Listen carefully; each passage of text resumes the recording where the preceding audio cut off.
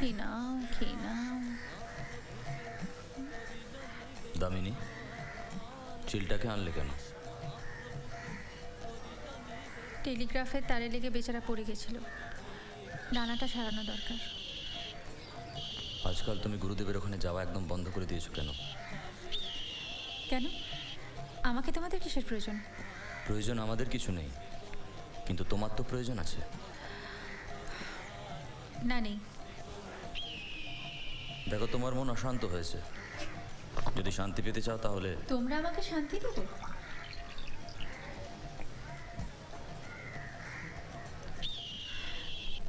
তোমাদের নিজেদের শান্তি কোথায় যে আমাকে শান্তি দেবে? আমি শান্তিতেই ছিলাম, শান্তিতেই থাকবো। ওপরের ঢেউটা দেখছো শুধু, গভীরে গেলে দেখবে। আমার গভীরে গিয়ে কাজ নেই, আর আমার আশা তোমরা ছেড়ে দিলেই বাঁচি।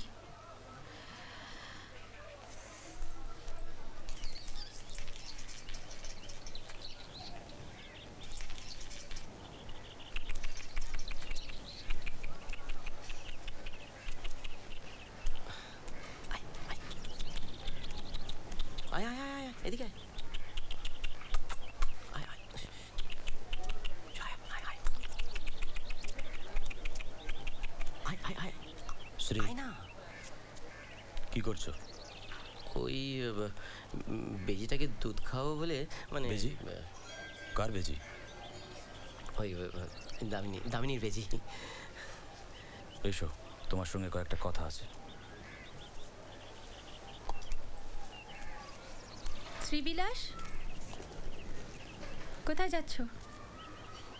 এই আর কি, একটু ওই গানের আসরে হয়ে আসি। ওদের গান তো অনেকক্ষণ শেষ হয়ে গেছে। শোনো, অভিরামকে এভাবে রাখা যাবে না। আর একটা ঝুড়ি কিনে ওকে চাপা দিয়ে রাখতে হবে। শুনলাম কাল নাকি কীর্তনের আসরে ঢুকে পড়েছিল, একেবারে গুরুজির কোলে উঠে পড়েছিল। অভিরামকে? সে কি, শ্রীবিলাস আপনাকে কিছু বলেনি? বলো। অভিরাম হলো গিয়ে এই বেজিটা। শ্রীবিলাস, শুনলাম ধোপাদের মাঠে নাকি মেলা বসেছে, চলো না গিয়ে একবার দেখে আসি। নাগরদোলাও চাপা হবে, ঝুড়িও কেনা হবে। বা যাবে নাকি শচীশ? বিকেল অবধি তো কোনো কাজকর্ম নেই, চলো ঘটনাটা দেখে আসি। শচীশবাবু যে মুলুকে বাস করেন সেখানে তো ঘটনা বলে কিছু নেই, সেখানে সবই লীলা। ওনাকে আবার কেন মিছিমিছি বিরক্ত করছো? তারপর আবার রাত্রিবেলা দুঃস্বপ্ন দেখবেন। আমার রান্না হয়ে গেছে, চলো একেবারে খেয়েই বেরোবো। আমি শচীশের সঙ্গে দু একটা কথা বলে আসি। না না না না, উনি আবার কি সব ভুজুং ভাজুং দিয়ে তোমার যাওয়াটা আটকে দেবে। শচীশবাবু, শ্রীবিলাস আমার সঙ্গে যাবে? ঠিক আছে, তোমার সঙ্গে বিকেলে কথা বলবো। এসো।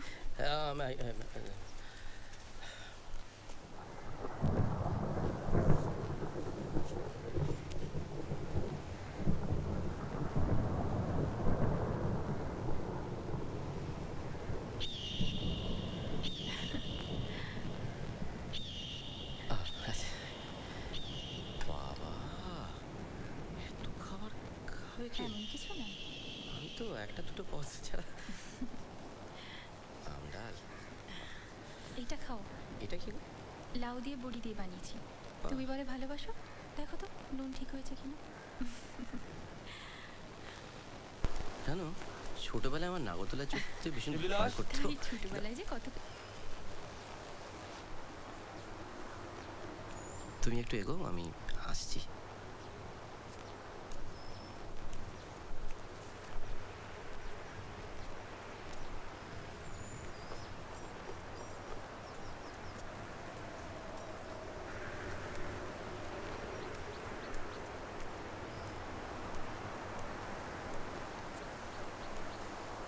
বলো। দামিনীকে আর আমাদের মধ্যে রাখা যাবে না। কেন? প্রকৃতির সঙ্গ আমাদের এবার ছাড়তে হবে, সাধনায় ব্যাঘাত ঘটছে। তুমি যাকে প্রকৃতি বলছো সে তো একটা প্রকৃত জিনিস, রক্ত মাংসের মানুষ।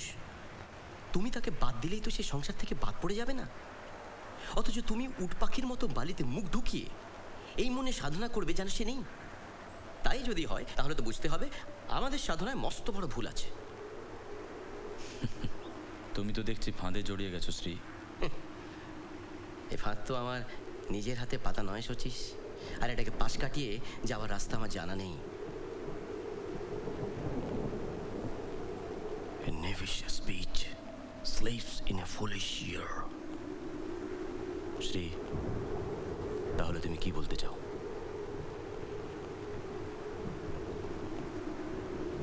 প্রকৃতির স্রোতের ভেতর দিয়েই আমাদের দড়ি বাইতে হবে।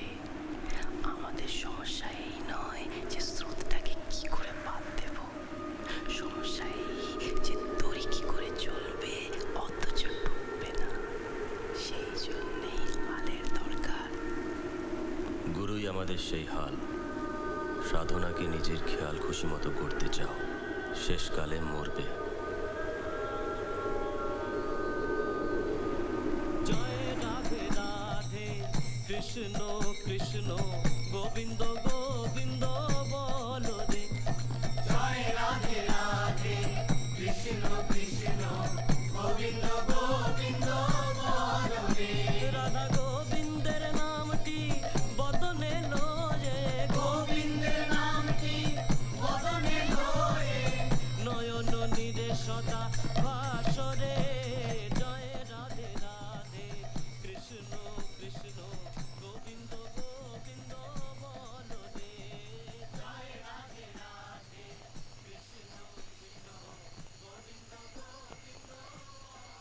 তোমাকে শচীশবাবু কিছু বলেছেন? না, কেন বলো তো? আচ্ছা, ওনার মেয়েদের সম্পর্কে কিরকম ধারণা? নিশ্চয়ই খুব খারাপ। তোমাকে কি কিছু বলেছে?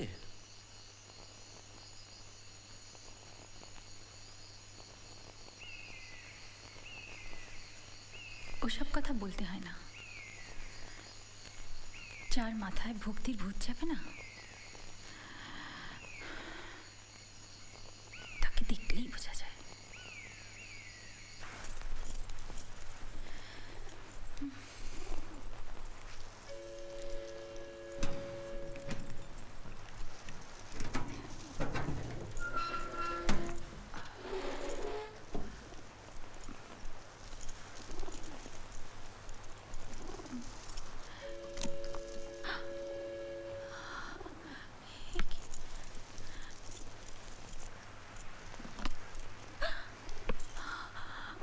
আমার সব গয়না কোথায়?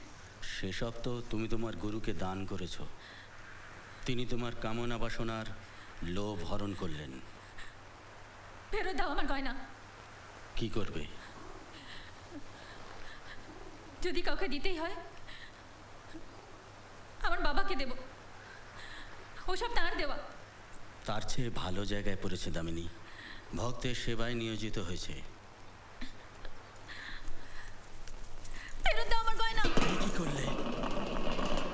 আমার স্বামী আমার কামনা বাসনার ভূত তাড়ানোর জন্য যে ভক্তির ওঝা লাগিয়েছিলেন, তাতে আমার জমানো গয়না, আমাদের সম্পত্তি, এমনকি আমাকেও গুরুজির হাতে সমর্পণ করে দিয়েছিলেন।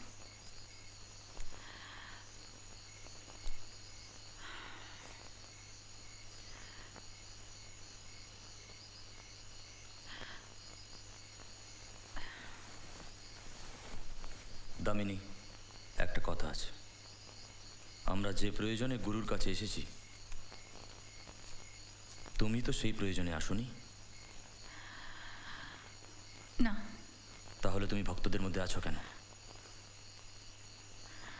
তোমরা আমার আর কোনো রাস্তা রেখেছো? আমরা ঠিক করেছি তুমি যদি কোনো আত্মীয়ের কাছে গিয়ে থাকো, আমরা খরচপত্রের বন্দোবস্ত করে দেবো। তোমরা ঠিক করেছো? আমার মতামত না নিয়ে? এতে তোমার অসুবিধাটা কি? তোমাদের কোনো ভক্ত কোনো এক মতলবে একরকম বন্দোবস্ত করবেন, আবার আর এক ভক্ত কোনো আর এক মতলবে আর অন্য কোনো বন্দোবস্ত করবেন। মাঝখানে আমি কি 10-25-এর ঘুঁটি?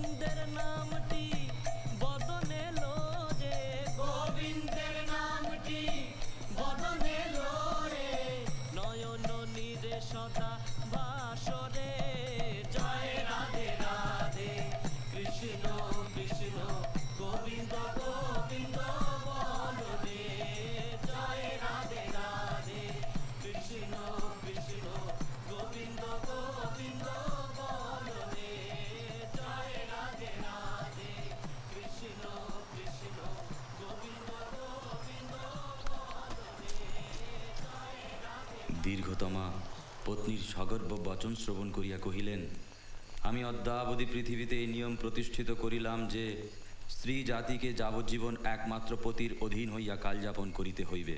পতি জীবিত থাকিতে অথবা পঞ্চত্ব প্রাপ্ত শ্রীবিলাস? হইলে না। তোমাকে আমার যে বইগুলো আনিয়ে দিতে বলেছিলাম সেগুলো এখনো আসেনি? ওগুলো গুরুজি একবার পড়তে চান। আমার পড়া হয়ে গেলে পড়বেন। ওই বইগুলো তোমার পড়ার যোগ্য নয়।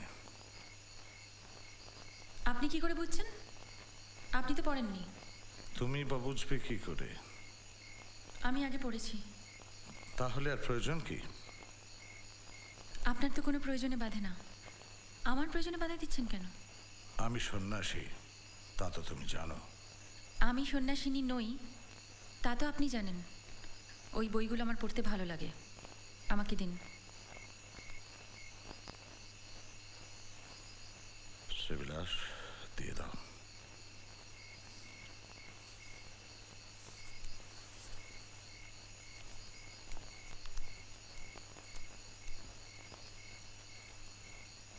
শ্রীবিলাস, একবার এসো। তিনি অবশ্যই পতিত হইবেন, সন্দেহ নাই। আর পতিবিহীন নারীগণের সর্বপ্রকার সমৃদ্ধি থাকিলেও তাহা ভোগ করিতে পারিবে না। বিষয় ভোগ করিলে অকীর্তি ও পরিবাদের